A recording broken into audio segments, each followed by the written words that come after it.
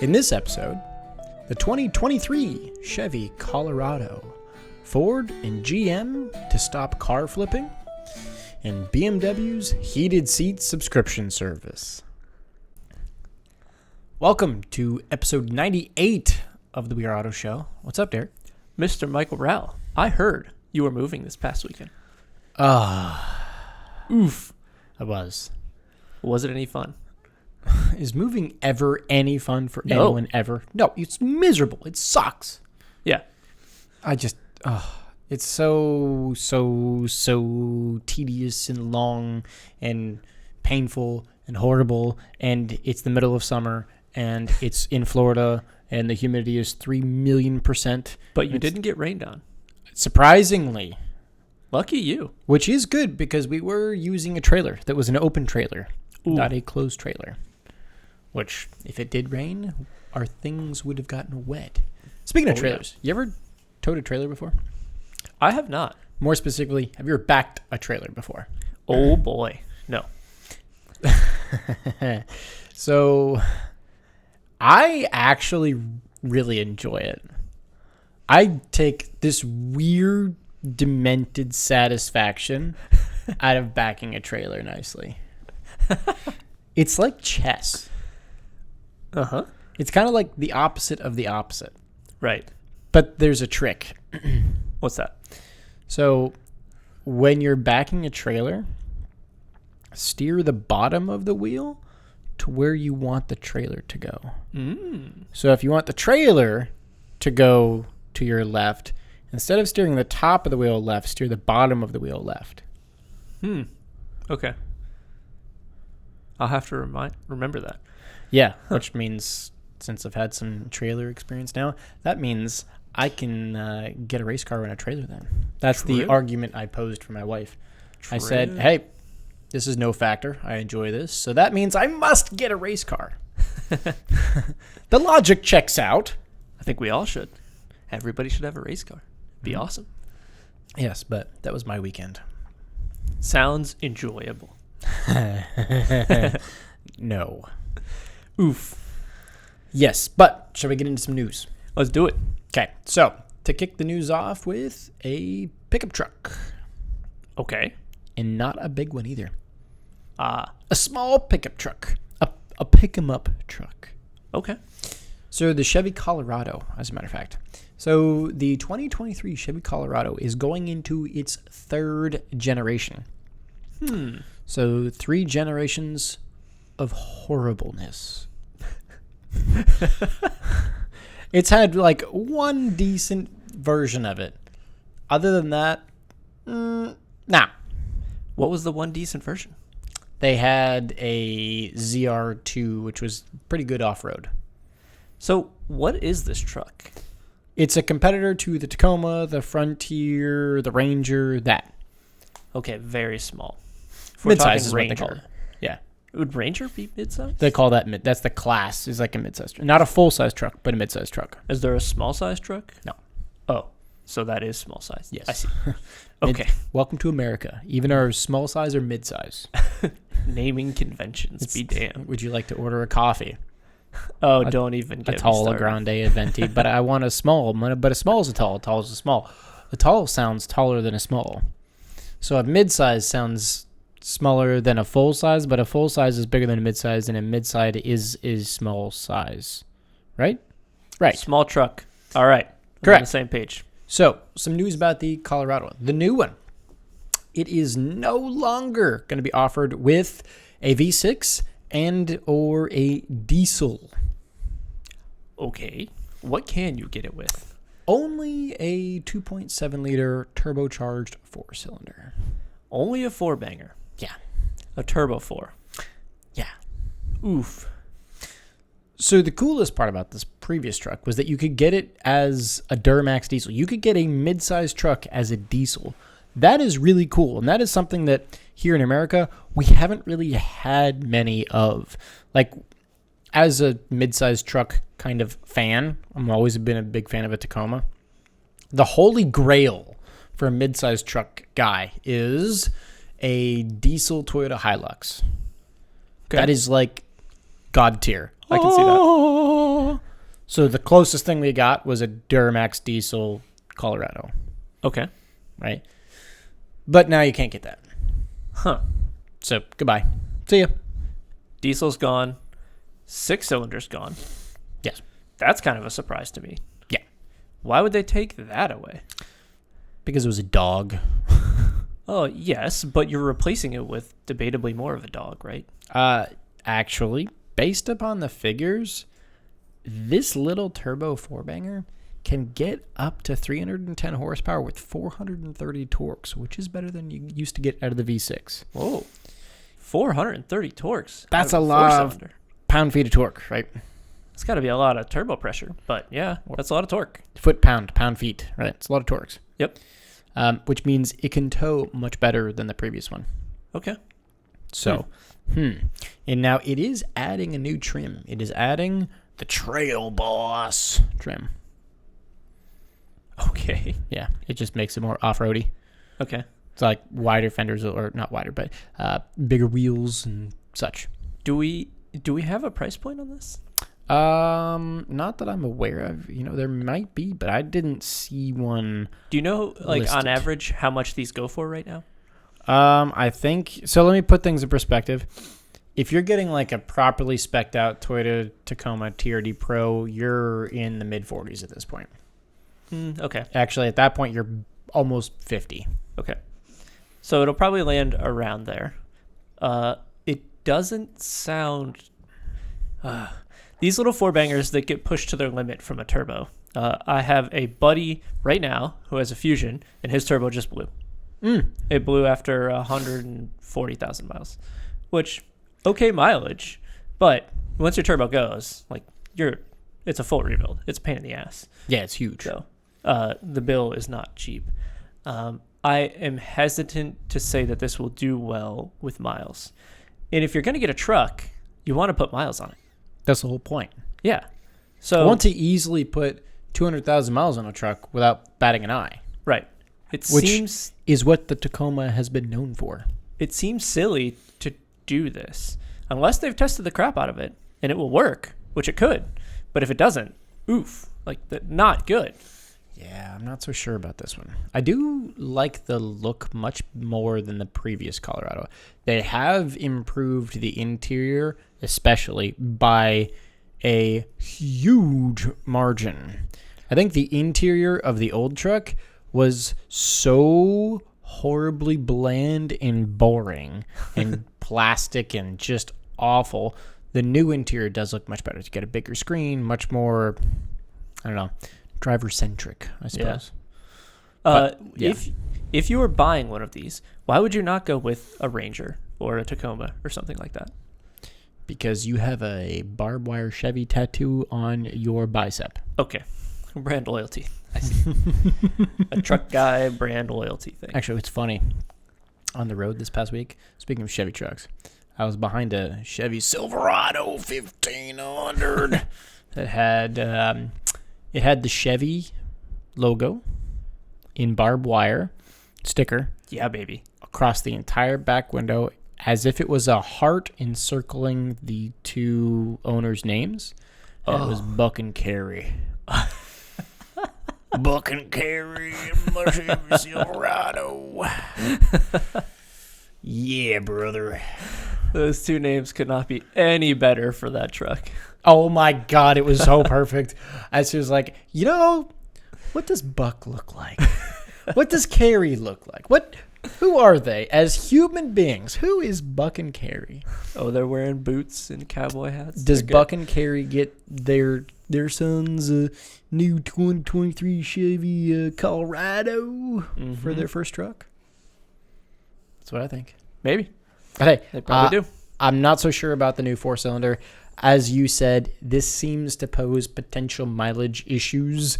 I think if you're getting a mid-sized truck like this, you really want to go take it wheeling and off-roading and driving across country and doing all the things, or what the hipsters nowadays call overlanding, right? Oh. And I fear that this won't make it very far past 150,000 miles. Yep. It checks all the other boxes. The price, we suspect that it'll be okay. We suspect that the performance looks good. The exterior and interior seem fine, and the reliability will be the question. Yes. Gotcha. Mm-hmm. Sweet. So let's move on to some more American car news, shall we? Let's do it. So Ford and Chevy, of recent years, they've both had issues with people buying and selling their cars and flipping them for an obnoxious profit. Which, hey, a car is worth whatever someone is willing to pay for it. But they've also had problems with dealers putting an astronomical markup on cars, like marking up the new Ford F-150 Lightning to like $110,000 when it's like a $40,000 truck. Yeah, that's no bueno. Right. So there is some news, but that Ford and GM, coming from the top down, have been pushing and saying, hey, no more. No. Nope. Dealers, you guys can't be doing this. Customers, you can't be doing this whole flipping thing. Buy it for 2 hours and flip it for $50,000 more than you paid. Mm-hmm. Sorry, sucks to suck. You're done. This is going to be somewhat tough to enforce, but I think that to keep brand presence and a good image on the brand, you have to enforce this. Mm-hmm. If you go down the rabbit hole where you don't enforce it, which seems like they have recently, especially with the Lightning, I know that Chevy with the Corvettes has been pretty bad. Mm-hmm. You have to keep up on that, or else the free market will go nuts, but you'll get the press headlines that are terrible that we're seeing. Yeah, so, this whole push is mostly highlighting cars like the F-150, the Lightning, the new Corvette Z06, yep, and like the Hummer EV, right? It's insane. So Ford has come down and said that they're actually updating what they're defining as a broker. And then Ford has warned all of the dealers that flipping a new vehicle for a large profit could result in not getting more of that model in the future. Mm-hmm. So there's a quote there. So that means if dealership A is having an astronomical number of orders that are coming through, they're potentially being flipped for a ridiculous price, Ford will just stop letting that dealer buy Mach-E's. Yep. It's crazy. And there's another little kind of sketchy game that's being played, is that dealers are actually placing orders to the manufacturer under false names so that they have some sort of stock on the lot. That can get you in serious trouble. Yeah, that's sketch. Yeah.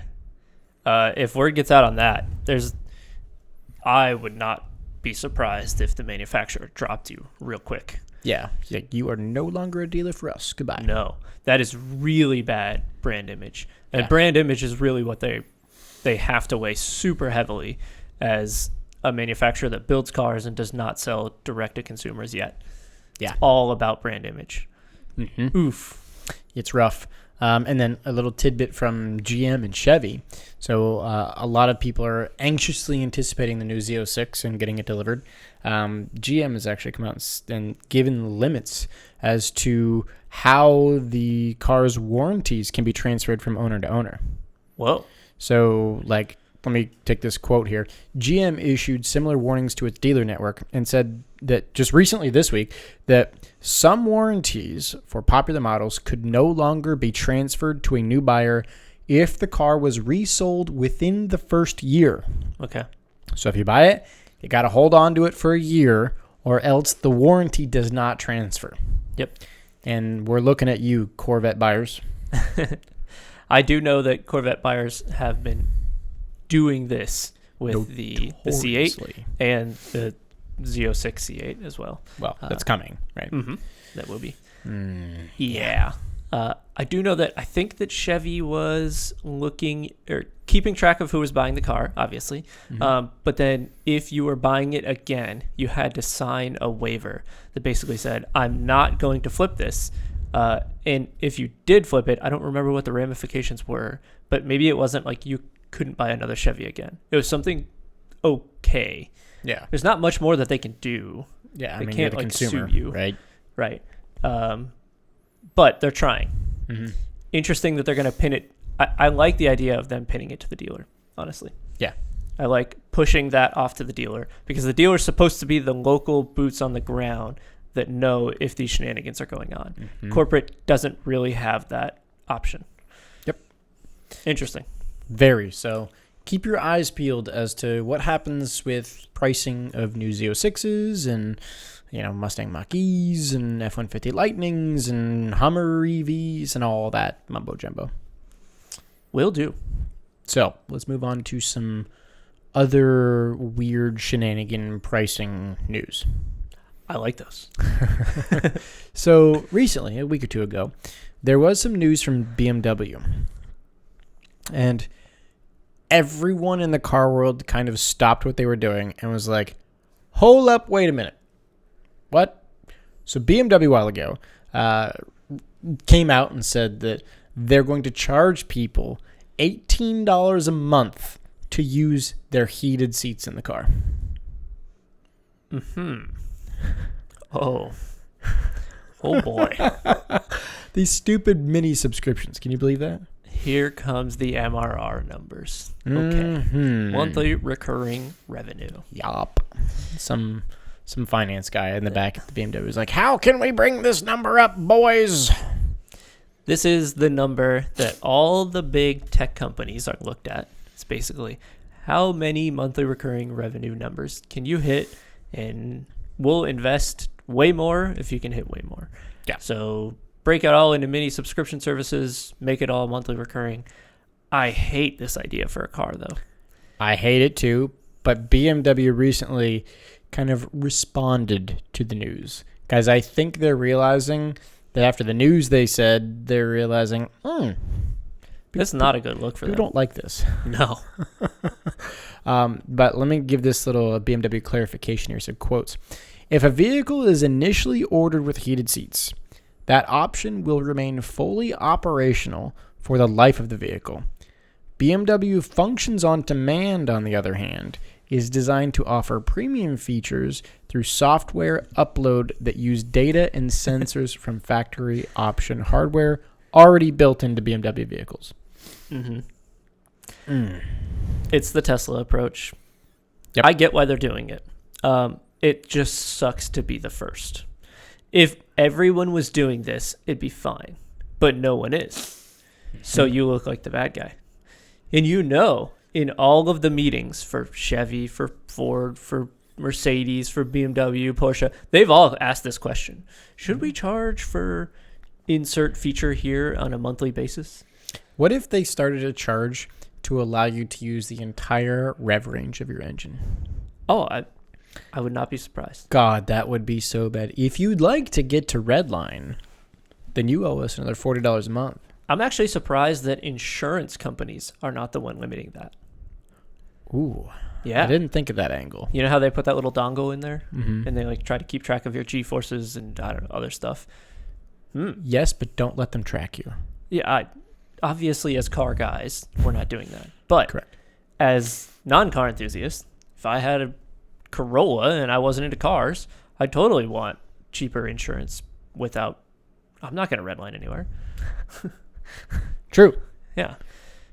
Interesting. I suspect that this will get pulled back as much as it can by BMW for good brand image. And that this will get brought back up, probably by another car manufacturer in the future. And more features will turn into this, unfortunately. Let me ask you this question, though. What if you could just what if for $100 you could rent or have any, I don't know what car it would be, any 911, we'll say, for 5 years, but you got to pay $100 to $200 a month. Basically, you're renting a car from Porsche, and you can bring it back when it's broken, and you can get a new one. Audi already does that. Yeah, there's a handful that do that. I hate it. Why? Because I love my car. It is. I have a relationship with my car. I agree with you. I don't want someone else's sweaty bum in my car. Get your sweaty ass out of my car. But I can see a world where that becomes valuable to certain people. And this feels like it's going down that path. It's a world that I'm not prepared for. No, as car guys, we're not about that. We want know every little suspension, little weird sound and in and out and mechanical sounds of our car. But not everybody's like this. You're right. Yeah. And I pity the fool that's not like this. So that's all I got for news. You got anything else? I do not. All right, so then it's going to wrap us up for episode 98. Please do, if you're watching on YouTube, leave us a thumbs up and a comment on this video. Let us know, would you pay $18 a month for some heated seats in your car? And if you are, make sure you let us know, because I know I'm not at all going to do that. If you're there on the channel, don't forget to hit that subscribe button. And then if you're listening on audio, please do leave us a 5-star rating and a review on your platform of choice. And then that's all I got. So thanks again, and we'll catch you guys in the next one. Peace.